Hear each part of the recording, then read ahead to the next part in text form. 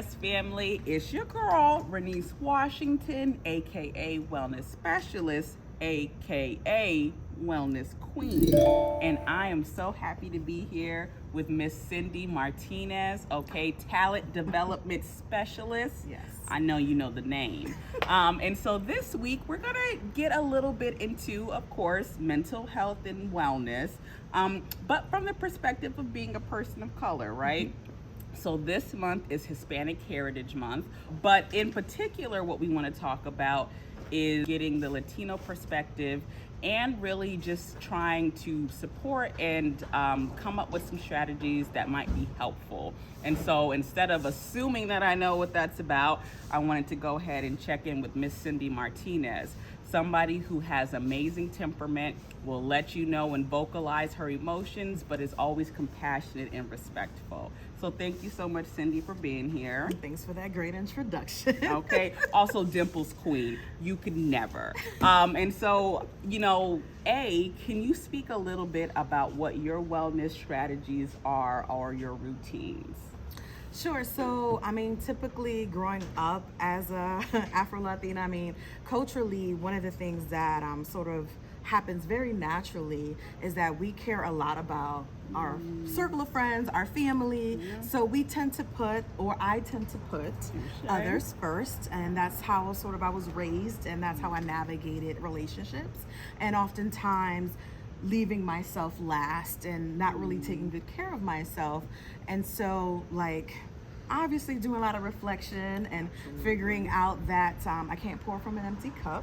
You hear that, people? It's very important to sort of check in on what are my needs and what is it that I need to lift my mood up, to be able to give myself whatever it is that's gonna sort of make me laugh or just give me energy, and then sort of think about how I can be helpful to other people. Absolutely. Now, I'm going to ask, to kind of follow up on that, as a Latina, does that feel kind of strange for you to do?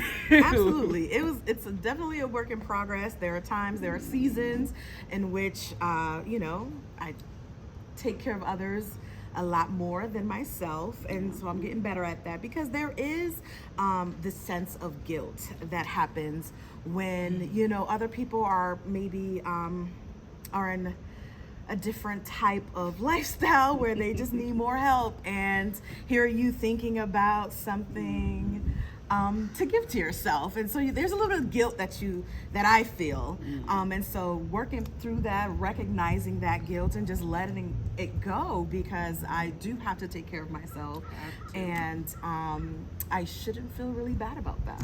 Yeah. Okay, people, you heard the GEM, G-E-M, because some of y'all be acting like I'm saying G-Y-M. Here's the gem, okay? Yeah. Is that guilt, you recognize it, right? I liken it to a ghost. Acknowledge its presence, and kind of allow it to process and do its own thing. Guilt, and so I'm glad that you say you recognize the guilt, but you also don't seem to let it stop you. Right.